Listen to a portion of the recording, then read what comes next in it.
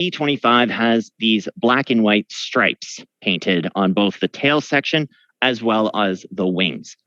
Now, those painted stripes are there because they were on June the 5th of 1944, a very top secret notice came down from the high ups that all the ground crews were to paint all the aircraft that were going to be flying into northern France the next day with these stripes. They were called invasion stripes.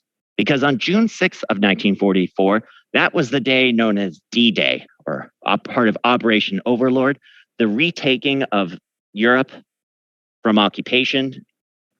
And all the aircraft, as there were going to be hundreds, if not thousands of airplanes flying, they needed to make it much easier for everyone to identify who's the friend and who's the foe. So these stripes were painted on the wings and on the tails of aircraft to better help identify who's flying next to you. Because back in the 1940s, we don't have cell phones. So we can't just text each other like, is that you next to me? Or is that someone else? Or to just call them up. No. We have shortwave radios and Morse code. It's much more difficult. And these aircraft can be flying at high speeds. It can be just a blur next to you. And you need to know very quickly whether or not you have to take evasive action or you do not have to do anything at all.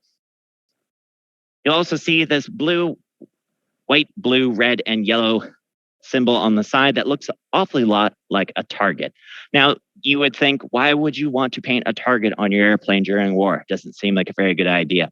And I would agree, but it's not meant to be a target. Rather, this symbol is the roundel. It indicates that this aircraft is flying with the Royal Air Force, or it could be any other Commonwealth nation. Because back during the Second World War, we did not have our own roundel here in Canada. We used a lot of the images and symbols of Britain. So we did not even have the Canadian or the modern day Canadian flag. Rather, instead, we had what was known as the Red Ensign. Now we have a roundel of our own, as well as our own nation flag. And instead of that red circle in the center, we now have the red maple leaf. Australia and New Zealand also have their own roundel now. The New Zealand flag has the flightless kiwi bird, ironic for their Air Force, I think. And also Australia has a kangaroo. The B-25 is most famous for its use on the Doolittle raid, where these aircraft were flown from aircraft carriers, not what they're actually meant to do, and they weren't even able to come back and land on them.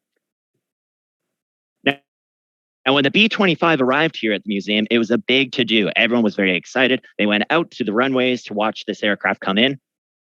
And when it was flying in, this bomb bay located on the bottom, which as you can see, has a mock-up of a bomb inside of it, but rather it's actually a big piggy bank for donations.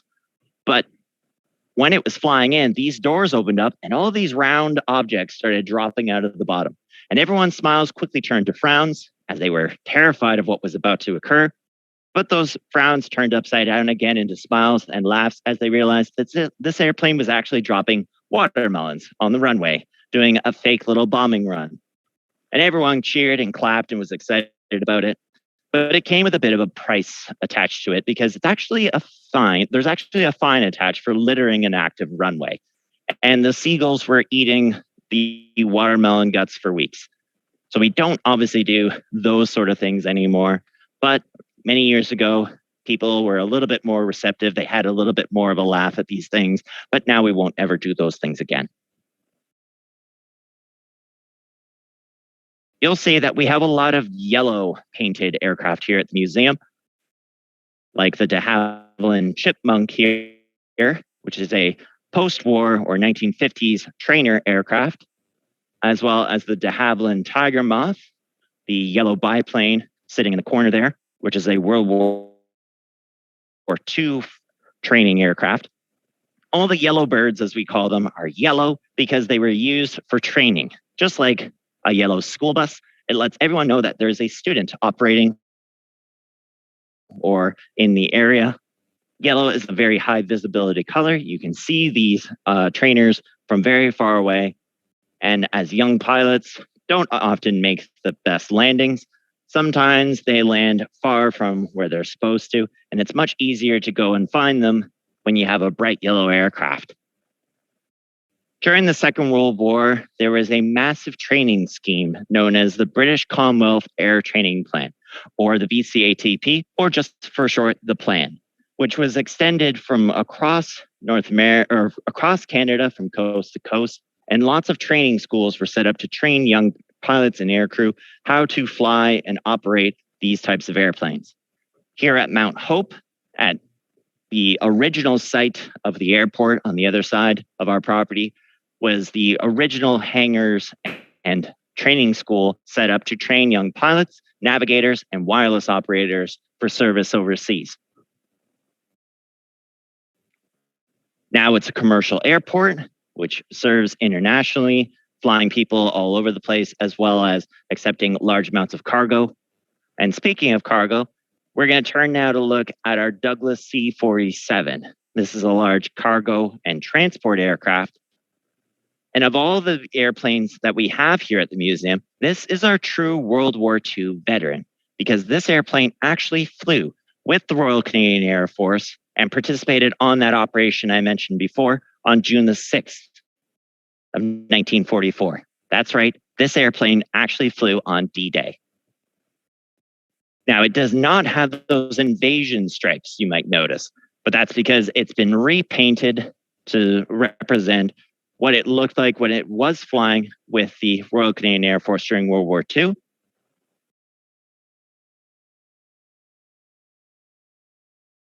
This airplane has not stopped flying since, and after the war was used with Environment Canada, doing environmental and mineral surveying in Canada's far northern regions. So the airplane was converted over, had lots of fancy gadgets and sensors hooked up to it, and was also very heavily insulated on the inside. Because it gets very cold the higher you fly, and it's very cold inside of an airplane with no insulation to it, and it's colder when you're flying up in northern Canada. At wartime, you do not have that sort of insulation to it because you want to keep the airframe as light as possible. This allows you to carry more people or more stuff, lots of cargo. This airplane can actually even fit a Jeep inside of it because this section over here is another door. And if you open up that door, it's wide enough to hold a military Jeep. We're going to take a step up inside our C-47, where you're going to see that not a whole lot has changed since the 1940s. Aside from, of course, we have much more comfortable seating for our passengers because, yes, we do still fly this airplane. But during World War II, there would have been benches that folded down from either side, where about 40 Canadian and British paratroopers would have been sitting back on June the 6th of 1944. Now, however, we have much more comfortable seating. We don't ask anyone to jump out of our airplanes anymore. Everyone gets a window seat, seat belts, and barf bags in the back of the seats just in case you should need them. And we're going to make our way up to the front here. So that way we can look in the cockpit. We can see our control columns and instruments, our throttles. And not much has changed in this space either since World War II. Aside from we have much more sophisticated radios and GPS, something they did not have as available during World War II. But aside from those changes and additions, not much has changed. As I said, it was heavily insulated when it was used after the war, but in order to restore it back to its wartime look, all that insulation had to be taken out. And what you'll notice inside of the C-47 are all these plexiglass sections that are on the walls. And those are there because they actually are helping to keep the signatures of the individuals who actually flew on this aircraft preserved. When they removed all that insulation, they found these penciled markings from the air crews and passengers who were being shipped overseas and being taken home at war's end. Right here we have two of those individuals, Charles Stanley Pryor, as well as James Wright, who are both believed to have been those who have signed their names and had their service numbers written next to them. And until COVID had shut things down, we had a young lady who was going to come from overseas to fly on this aircraft because it was through those signatures that they were able to figure out that she was the granddaughter of one of those young men who was being sent back home after serving during World War II. A very interesting and unique way that we're still able to connect the past with the present through our vintage airplanes here. And I'm going to just pause before I move on. Does anyone have any questions or anything they'd like to see before we make our way across the hangar? And one thing that we had a request for is the Lancaster. Do not worry. We are definitely going to get over and see the Lanc before we are done tonight. Thank you. No problem. So we'll take a quick little scenic route around this side where you're going to see we have a lot of aircraft that are currently under restoration. Now, restoration means that they are being restored. They're not being built brand new. Lots of the aircraft here, like our North American Harvard over here, or our Fairey Firefly, which is the symbol you'll see on our logo, the aircraft that is represented in the symbol there. All of these airplanes were built during the Second World War or afterwards, had been flown by Canadians at some point in our nation's history in some sort of global conflict, have made their way here through donation or purchase many years ago, and are being put back together meticulously part by part, so that way they can either be static displays, where they no longer fly, restored to ground taxi, where they can move around on the ground and have their engines working, or to be restored to airworthiness. About half our collection is airworthy, but this does not include any of our jets.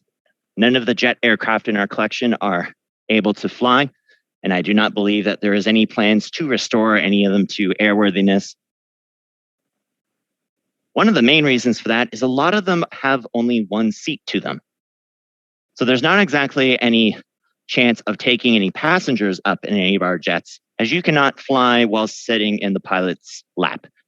I don't think neither they nor you would probably enjoy that too much.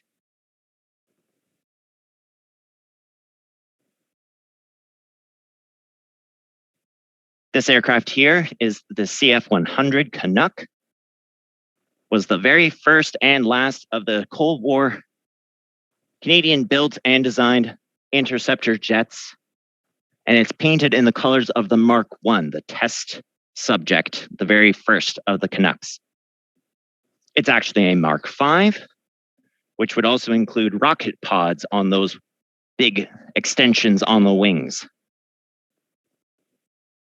No rockets in it anymore, but our visitors are welcome to sit inside the CF-100 to see what it's like to sit in a Cold War interceptor jet. This aircraft right here is our amphibious airplane. It's the PBY Canso. And it has the largest wingspan of all the airplanes in our museum. It is 104 feet from wingtip to wingtip. It's so large that we have a number of airplanes underneath and around it. The Canso, or Catalina as it was known, as it was used in the United States as well, was an amphibious or flying boat aircraft used by Coastal Command, flying along the coastlines and ocean passages, both in North America, Europe, and the Pacific. And its primary role was to do maritime reconnaissance, or to fly around over the ocean and to report back what it sees. It also would be used to hunt or to search out and try to destroy U-boats or submarines. It is painted in the colors of an aircraft that was flown by Flight Lieutenant David Hornell, serving with 162 Squadron. David Hornell and his crew had engaged an enemy U-boat back in June of 1944, had successfully sunk the submarine, but had sustained heavy damage to the airplane as the U-boat had fought back.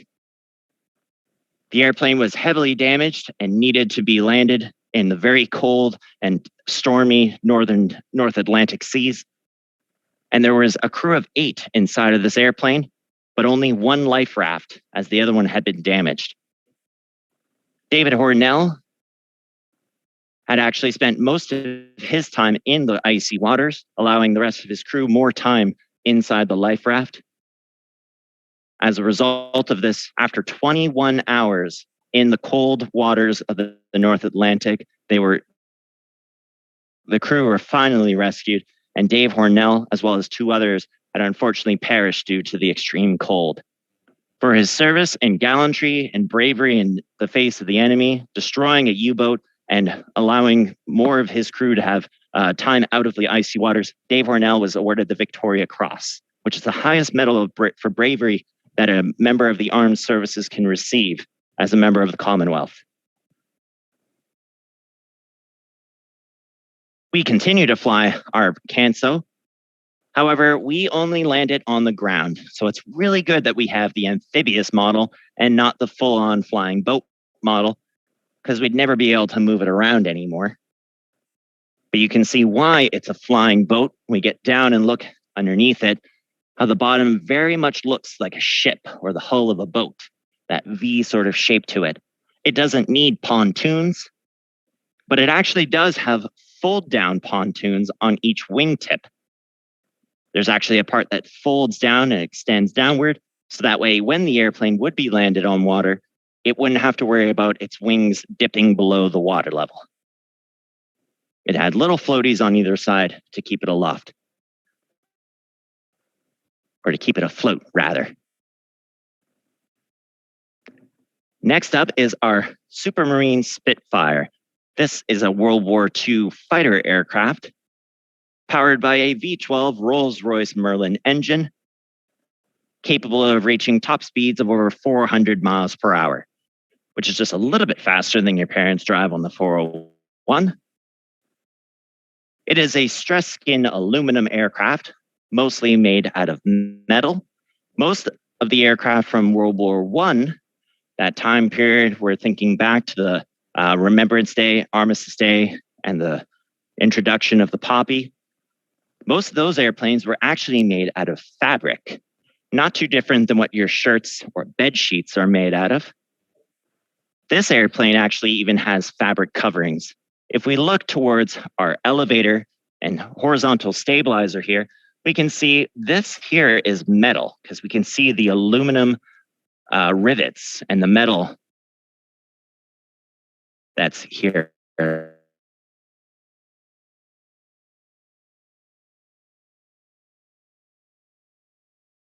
It's that hold these very little and these little jagged lines.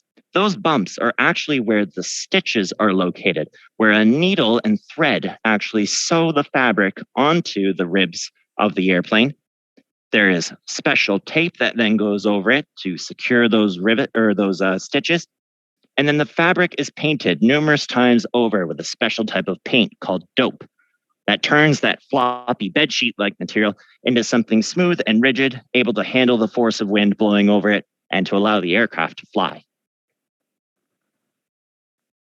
The Spitfire, unfortunately, is not airworthy, even though it has a full engine inside of it. There is also only one seat to the Spitfire, so unfortunately, we would not be able to fly it with any passengers. They did happen to make 2-seater Spitfires during the war for training and reconnaissance purposes. So if any of you happen to know anyone with a 2-seater Spitfire, please let us know, as we would be very interested in contacting them for that airplane, perhaps. As you'll see behind us here, we have the CHCH News van here because tomorrow is Remembrance Day, and we are having a televised service this year. We will not be having the usual crowd of people in here. Instead, it's all going to be on television, so you can tune into CHCH to see our special Remembrance Day service. But in front of our van here, we can see a statue dedicated to a gentleman named George Frederick Burling, or Buzz Burling, as his nickname went. Buzz was Canada's top-scoring fighter pilot during World War II. Buzz was obsessed with learning to fly and everything flying through the air back in the 1940s. And he actually dropped out of school at a young age in order to pay to get a job at a local radio factory in order to pay for his flying lessons. Buzz took his first solo flight in an aircraft at the age of 14. And when war broke out in Canada, he was one of the first to try to enlist in the Royal Canadian Air Force. Unfortunately for Buzz, however, the RCAF had very high educational requirements to join their forces. And because Buzz hadn't finished high school, he was rejected. Undeterred by this, however, and determined to fly, he then turned to the Air Force of Finland, a small Baltic nation that was accepting volunteers. They took him on conditionally, but did say that they needed his parents' permission, as Buzz was not old enough to make his own decision at that time. And his parents said no heckin' way. So unable to join two different air forces, he then hears that the Royal Air Force in Great Britain is not so picky on the educational requirements and will accept him as a volunteer if he can make his way overseas. So without much thought to it, Buzz went down to the docks in Montreal, hopped aboard a freighter ship bound for Scotland, and made a very dangerous trip across the Atlantic. As I had mentioned, the PBY Canso that was hunting U-boats, there were lots of submarines that were sinking ships at that time. Buzz, however, safely made it all the way over to Scotland, walked into a Royal Air Force recruiting station and said, "I would like to join the Royal Air Force." They were super excited to find a Canadian all the way from overseas wanting to join their Air Force. And they said, "Absolutely, we'll take you. We just need to see your birth certificate." Well, Buzz didn't have his birth certificate as he had left it back in Canada.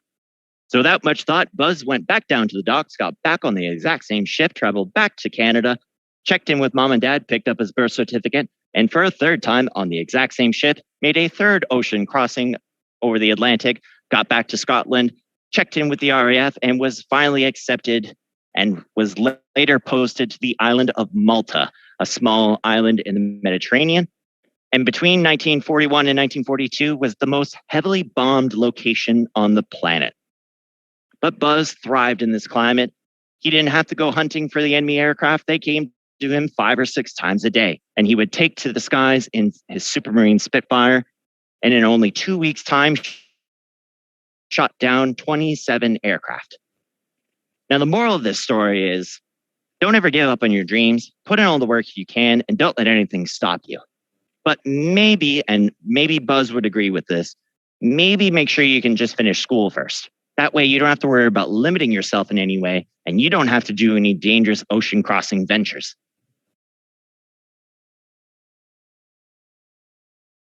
And finally, I'm turning now so that way we can look upon the grandeur of our most famous aircraft in our collection. This is the Avro Lancaster bomber. Over 7,377 of these airplanes were built during World War II. 430 of them were built right here in Canada at what was called Victory Aircraft Limited, a factory in Malton, Ontario. But of all those airplanes that were built during that time, and those that survived the Second World War, there are only 2 of these airplanes left in the entire world that can still fly. And this is one of them. The other Flying Lancaster is in the UK and is still technically part of the Royal Air Force, part of what they call the Battle of Britain Memorial Flight, where they also have Spitfires and Hawker Hurricanes. But that aircraft is still technically part of the Air Force. So it's kept in a military hangar away from the public. You can't go near it, you can't touch it, and you definitely don't get to go fly in it. But for those of you who live in Southern Ontario and are close enough to see and visit this aircraft, and have the money and the means, you can actually purchase your very own flight on an over 70-year-old bomber. The aircraft is the second largest wingspan in the museum at 102 feet from wingtip to wingtip, only 2 feet shorter than the Canso, and is powered by 4 of those engines on the Spitfire. These are V12 supercharged Packard Merlin engines, each capable of producing over 1,600 horsepower each. The aircraft is 70 feet in length, 34 feet of which is dedicated to this compartment on the bottom, known as the bomb bay. As a bomber aircraft, it needs somewhere to store the explosives it drops, and the Lancaster had the largest capacity to hold bombs than any other airplane of its time. On average, there would be 8,000 pounds of explosives in this space, but the Lancaster was prepared to carry the largest and heaviest bombs ever built during that time, such as the Tallboy, which was 14,000 pounds, or the Grand Slam at a whopping 22,000 pounds. A bomb that was so large, in fact, that they had to take the doors off the sides of the bomb bay because it wouldn't close around it. The aircraft had to be modified to carry the weight. And the bomb was so expensive to make that pilots were told that if they didn't drop it where they were supposed to, they had to bring it back. So you can imagine how scary that might be to land with 22 tons of explosives sitting underneath you. Probably the most gentle and smooth landing you'd ever have to make because your life really depends on it. The Lancaster, like our PBY Canso, is dedicated in remembrance to an air crew serving with the Royal Canadian Air Force with number 6 Bomber Group. On the side of our Lancaster, we can see an image of the Victoria Cross, that award that I had mentioned before that had been given to Dave Hornell. We can also see that it was awarded to a gentleman named Andrew Minarski. Andrew Minarski was the mid-upper gunner on a Lancaster during World War II, born in Winnipeg, Manitoba, and first serving with the Army. Andrew later enlisted with the Royal Canadian Air Force and was posted to a Lancaster squadron. Andrew Minarski, the mid-upper gunner, flew with 6 other guys. There was a pilot who flew the airplane, the flight engineer who assisted the pilot, sometimes taking over flying, but mostly monitoring the fuel, the gauges, the dials, all the important things going on with the engines. There was a bomb aimer responsible for manning the front guns and lining up the aircraft with its target, a wireless operator communicating with the outside world, a navigator assisting the pilot, directing them where to go, sometimes up to 8 to 10 hours through the dark of night. Our mid-upper gunner, Andrew Minarski there. And at the very back, a good friend of Andrew, and unfortunately a very scary and cold and lonely position. At the back, our tail gunner, or tail end Charlie as they were called. They didn't all have the name Charlie, however. This gentleman's name was Pat Brophy. On June the 12th of 1944, Andrew, Pat Brophy, and the rest of his crew were going out on their 13th operation together. Now, they had already beaten the odds because most Lancasters never made it past 6 operations. And for those of us who are superstitious, we know that the number 13 carries with it bad luck. Andrew Minarski and his crew were flying their 13th operation on the 13th day of the month back in June of 1944, and it was a Friday. Well, no, actually, it was a Tuesday. But 13 and 13 together, both very bad luck. And Pat Brophy, our tail gunner at the back of the Lanc, was very worried about this.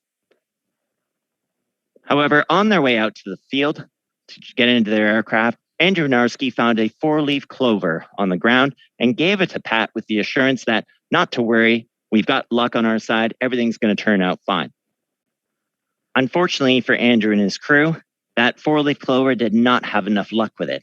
While flying en route to their target in Cambrai in northern France, the aircraft was attacked, and the port side engines, or the left side of the aircraft, its engines were heavily damaged, and a fire began to break out.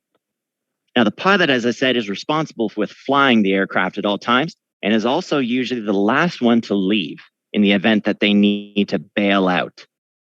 A bailout is when they throw on their parachutes and jump out of the airplane. And on this particular night, the pilot ordered everyone they had to bail out. The airplane was heavily damaged. It was not going to be able to continue flying on, and it had not yet reached its target. So it still had all of its bombs still in the airplane. The bomb aimer at the front of the aircraft is responsible with opening up this secret hatch here. This is the forward escape hatch. That's where everyone at the front of the airplane is going to jump out of. However, the wind was blowing very strong on that night, and our bomb aimer, whose name was Jack Friday, when he opened up the escape hatch, it actually opened back up into the plane and hit Jack in the face, knocking him out cold. So the pilot and the flight engineer see that they have a bit of a problem on their hands. Their bomb aimer is blocking the escape hatch because he's unconscious. So they held a very quick meeting and decided, well, Jack still needs to go. So they pushed him out of the airplane and pulled his ripcord on his parachute at the same time. Jack actually safely made it down to Earth that night, but was completely unconscious for the whole thing. Probably the scariest moment of your life. Maybe the easiest way to do it would be unconscious. As everyone else is making their way out of the airplane, the pilot has no idea what's happening at the back. The damage to the airplane had knocked out their communications, their headsets and radios weren't working. And Andrew Minarski, who got down from his upper turret, took his couple of steps towards the back door where he would throw on his parachute and jump to safety, realized, however, that his friend Pat Brophy, our tail gunner, was trapped in his turret. The damage to the airplane had prevented his turret from being able to move, and his doors wouldn't open. Now, Andrew had a choice to make at this point. The aircraft is on fire, is full of bombs, and is crashing towards Earth. He is only a few steps from jumping to safety, but his friend is trapped. And instead of jumping to safety, he crawled through the flames that had broken out at the back of the aircraft and tried to break down the back doors to free Pat. Now, Pat sees what's going on and he's freaking out. He's yelling at Andrew, "You got to save yourself, buddy. I'm done. I'm not going to be able to get out of here, but you can save yourself." Andrew doesn't listen and instead begins to try to break down the back doors with his bare hands. While this is happening, his jacket and his parachute are catching fire, and eventually he realizes it's not going to work. He's unable to open up those back doors. He then reluctantly turns away from Pat and jumps to safety from those back doors. Andrew safely makes it to the ground, but because of the severe burns he had sustained while remaining on the aircraft, he later died in hospital. Now, we know this story, though, because miraculously, Pat Brophy, our tail gunner in that burning Lancaster, actually survived the crash. When the aircraft came into ground, the back end of it actually broke apart and separated from where the rest of the airplane exploded, and Pat Brophy was thrown clear of the damage and actually got up and walked away from that crash with only a few cuts and bruises. He eventually made it back to England at the end of the war, told everyone of what had happened on that night and what Andrew had done for him. And for that reason, Andrew was awarded the Victoria Cross posthumously or after his death. And it's for that reason that we also dedicate our Lancaster. The markings VRA and KB726 are the markings of their Lancaster, which was lost back in 1944. But we also remember all those who flew with Bomber Command, those over 55,000 young men and women who served and lost their lives in service that we could live in the free and democratic society that we enjoy here in Canada. So for those of you who have a relative or someone you know that has served at some point in history or is currently serving, think about them on Remembrance Day tomorrow. And for those of us who don't have someone, think about people like Flight Lieutenant Dave Hornell or Flight Sergeant Andrew Minarski, and thank them for their service so that way we could live the way we do here in Canada. Now, it would not be a complete tour of the Lancaster without popping inside of it as well. So we're going to take a little trip inside of our Lanc, and I'll make sure not to touch anything because this airplane is flying tomorrow. As you can see, we do not enter into the rear turret of the Lancaster, and it currently has some panels removed at the floor. But you can see those back doors that would separate Pat Brophy from where the back doors were and where Andrew had to travel on that night. This is where Andrew's turret is located. And I'll turn out our light so that way we can not have so much glare. This is the view that Andrew would have, looking out around the Lancaster.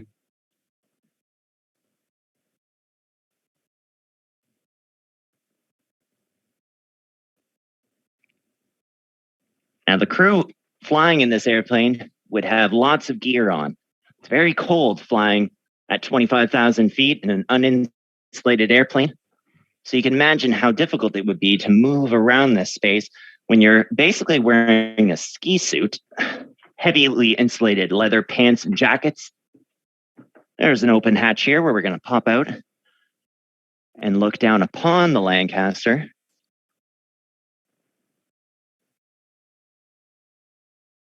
Looking out across the wings here.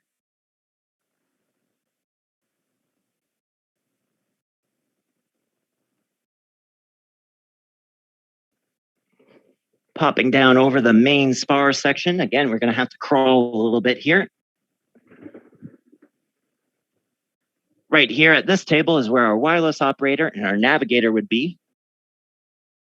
And this dome up here is actually called an astrodome, because back in the 1940s, they didn't have Google Maps or Siri to tell us where to go.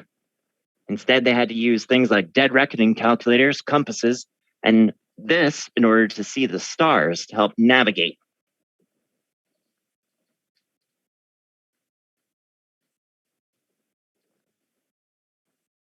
Moving up to the front here, we can see our pilot's seat.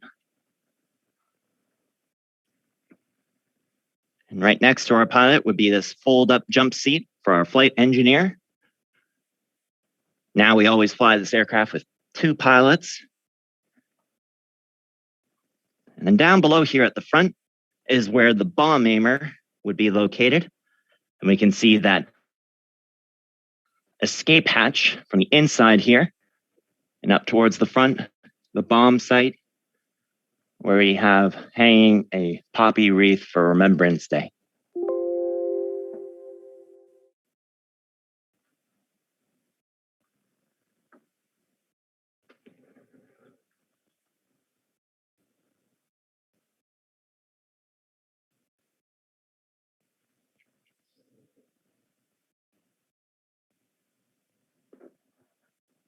In 2014, this aircraft made a cross-Atlantic journey all the way to Britain to fly with the only other flying Lancaster. The Lanc continues to fly here in Canada each year, pretty much every weekend from May till November, as long as there's people wanting to fly in it. And hopefully, the aircraft will continue to fly for as many years as it can, so that way we can continue to relive and connect with our past and tell the stories of Andrew Mynarski and all those who served with Bomber Command during World War II. Does anyone have any final questions, thoughts, comments, complaints? Anything they'd like to share?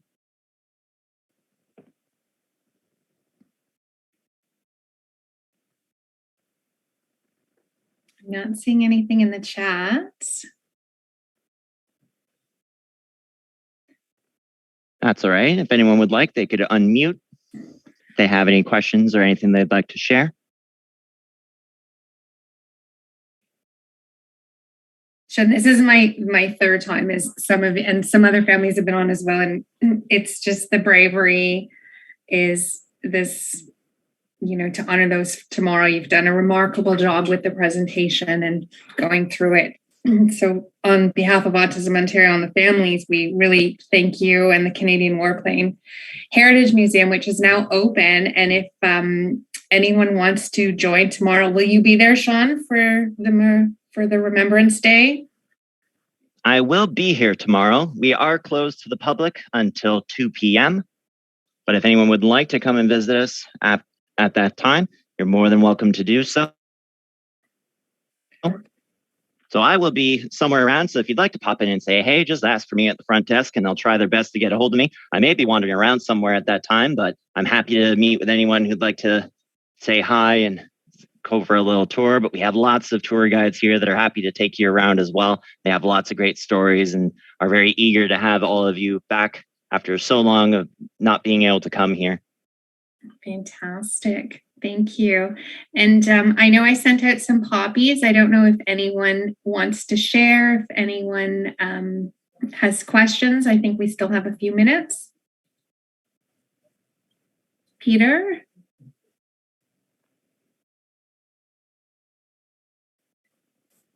We do not have a Wellington bomber here.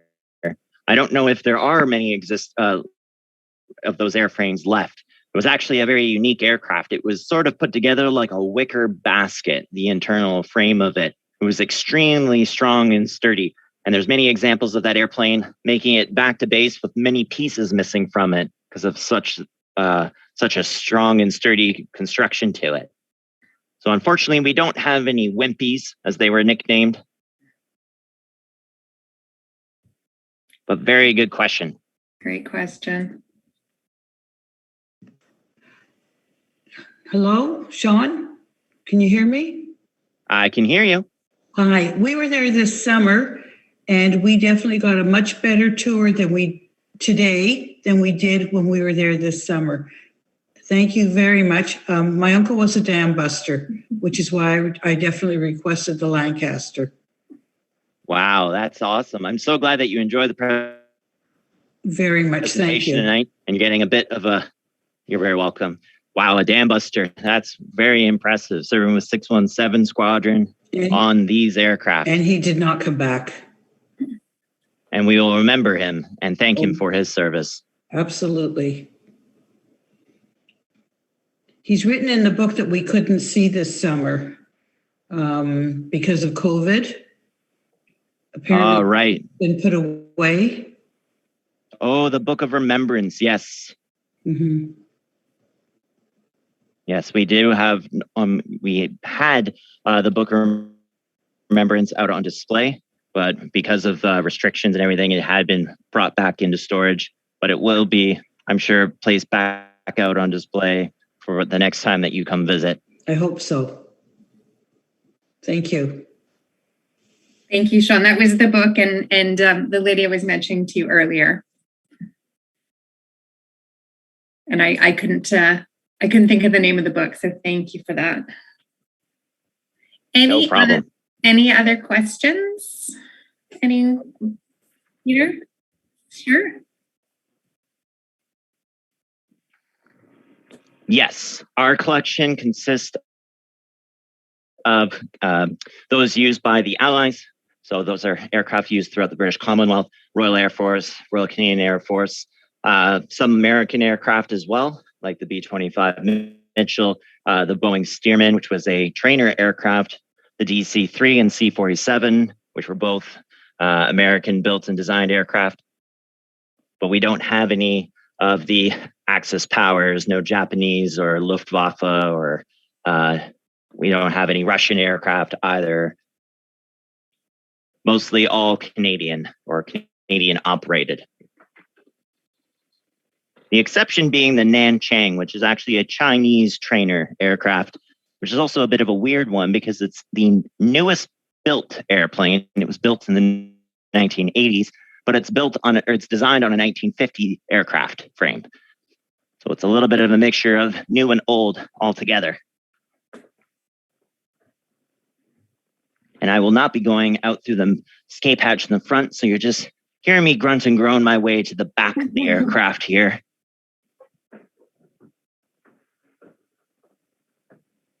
It's surprisingly clear with you in the aircraft. Well, that's good to hear. Because it's mostly made out of aluminum, it doesn't block out too much of a signal, which is great for us because otherwise we would have had a drop signal at some point inside of there. But it's working out great for us being able to go into these aircraft through these virtual presentations. And as Anita said, it's actually there's a benefit to the virtual tour in that you can actually go in and see more than maybe you would have if you'd been there in person. Absolutely. And an inside tour of the Lanc is not something many people get. Mm-hmm. in person, and only those of you who sign up through our virtual programs are able to do that as well. So you guys got a special treat tonight, and I hope you enjoyed it. Absolutely.